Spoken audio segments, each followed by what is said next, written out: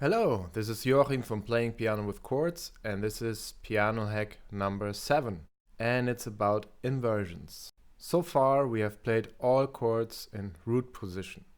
So this was how we played C major, and we used the same shape for F major and many other chords.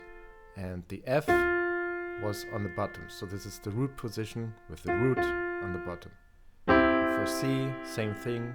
We played it with C on the bottom. Now, there are other ways to play these same chords. You create these so-called inversions by moving the notes. So if you move this C from the bottom to the top of the chord shape, you get this chord shape. It's the first inversion. You play E, G, and C in this order with E on the bottom.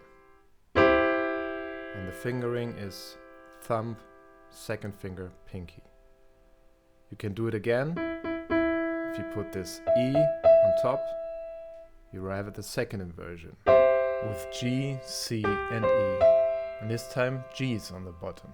And you play it with thumb, middle finger, and pinky. If you did the same thing again, put this G on top, you would arrive again at the root position. So now you have 3 ways to play C major: root position, first inversion, and second inversion. And these are the 3 possibilities to play major chords.